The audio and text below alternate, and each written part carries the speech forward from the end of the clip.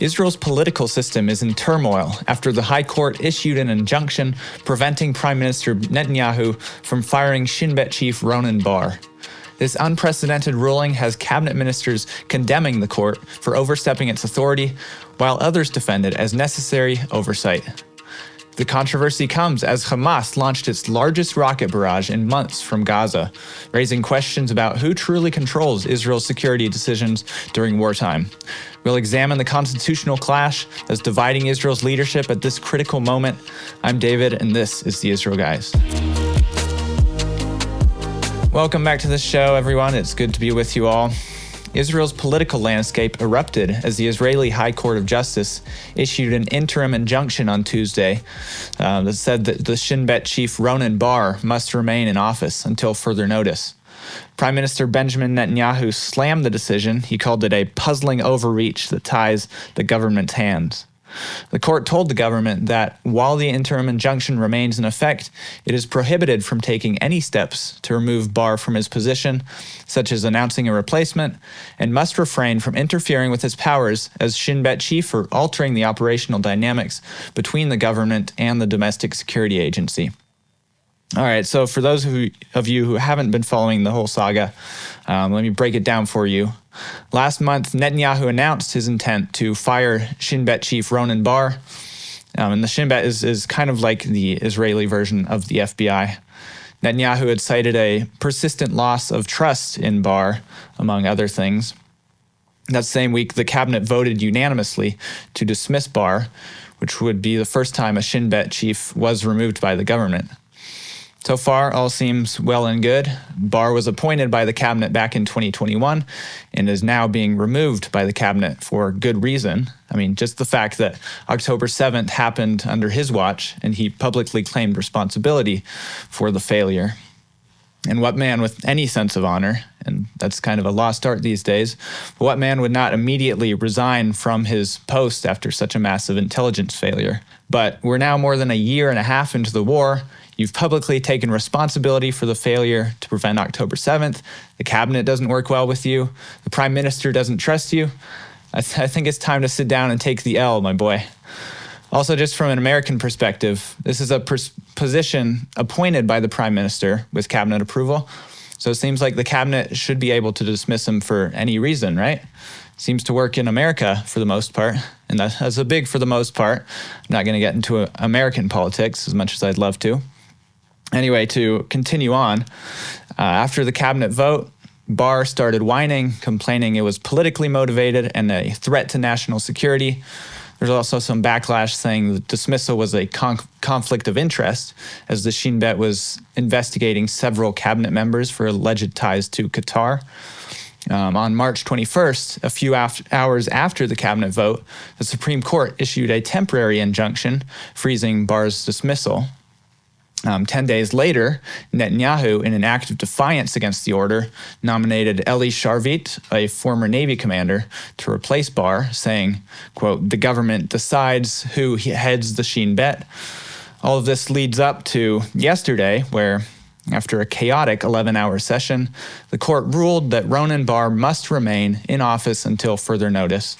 And as I mentioned at the start of the show, they clarified that that means the government can't take any steps to remove Bar, and they can't announce a replacement or interfere with his powers at all, although they are graciously allowing the government to continue interviewing potential successors. The hearing was interrupted by protests multiple times, and several people had to be removed, including a member of Knesset.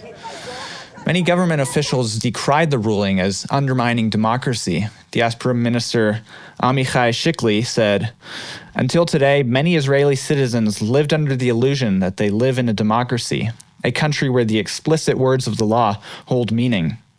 Tonight's unfortunate ruling, under the guise of compromise, strips ministers of their authority and turns the court into the de facto guardian of the Knesset and the government.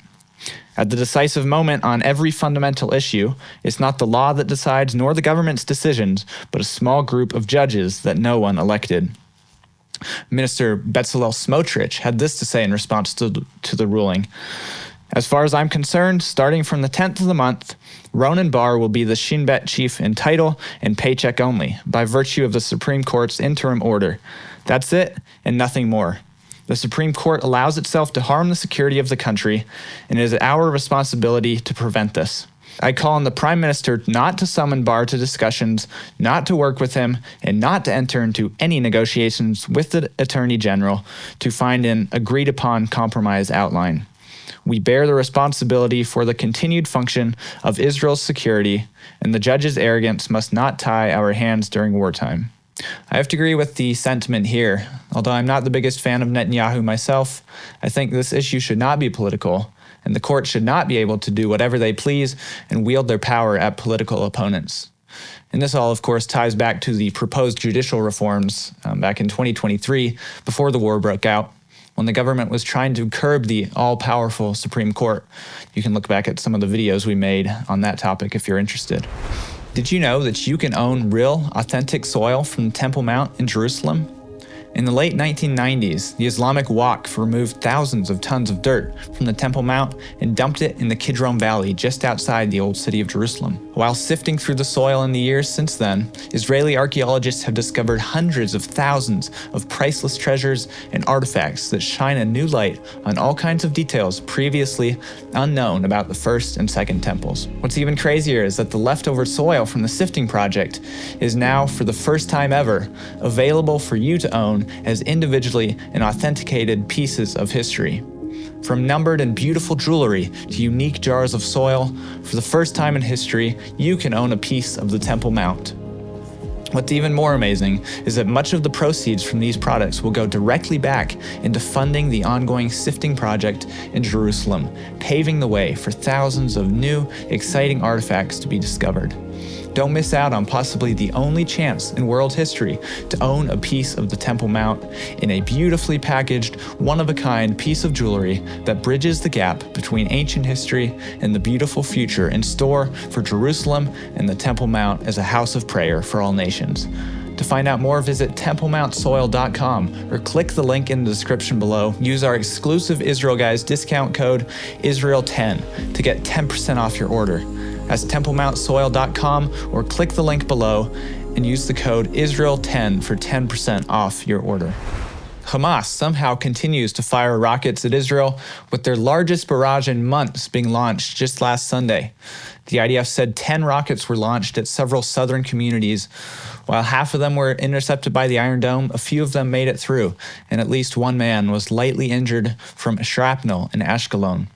IDF Arabic spokesman Colonel Avichai Adrei posted this message on X following the attack. To all residents of the Gaza Strip located in the Deir al-Bala area in the neighborhoods Al-Sahaba, Al-Sama, Al-Auda, Al-Zawaida, and Al-Salah, this is a final advance warning before the attack.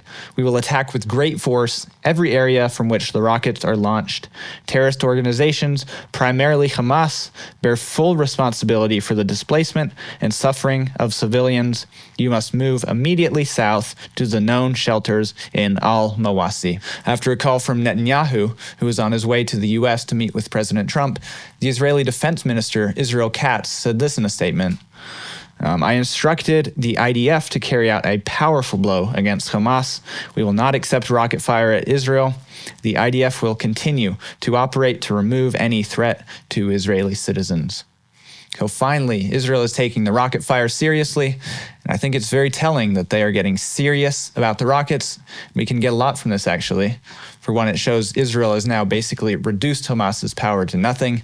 The fact that they can immediately respond to rocket fire and with great force means they're no longer facing a huge underground of Hamas operatives that takes an entire army, like we saw in the first part of the war. No, the IDF has crushed Hamas, and now it's more like going through and mopping up any remaining terrorist hotspots. It also shows they feel like they're in a much better position politically, and primarily with the new administration in America, they're not afraid to hit Gaza hard in response to terrorist attacks like this, because they know that America knows what needs to be done in Israel. However, with this, a report came out this morning estimating that the IDF has only destroyed about 25% of the tunnels underground in Gaza. So even with all the hundreds of tunnels the IDF has destroyed, many more remain. And while Hamas is all but destroyed, Israel must be very careful that the remaining tunnel network is never again able to be used for terrorism. And this just reiterates the need for Israel to reclaim the Gaza Strip as sovereign Israeli territory. And of course, all this should be applied to Judea and Samaria as well, because the same radical Muslims that we saw rampant in Gaza are also in Judea and Samaria as well, just on a much larger scale. And it's only by God's grace and protection, nothing on the level of Gaza has broken out here. All right, to end out the show, I want to check out this article from Israel National News. It says, Hamas fears sacrifice on Temple Mount. Hamas channels are warning that Israelis attempting to offer the Passover lamb on the Temple Mount are a prelude to Israel attempting to replace the mosques with the Third Temple. All I have to say to that is amen. May it be soon in our days that this is actually a reality and not just Muslim propaganda. Guys, don't forget to grab your very own piece of the Temple Mount. Use code Israel10 at templemountsoil.com to get 10% off your order. Subscribe to the channel and share the video with a friend if you found it helpful. Get the conversation going down in the comment section below. If you'd like to support our work here at The Israel Guys, head over to theisraelguys.com/donate. As always, stop listening to the lies and propaganda and connect with the truth of what is happening here in Israel. We'll be back soon here at The Israel Guys.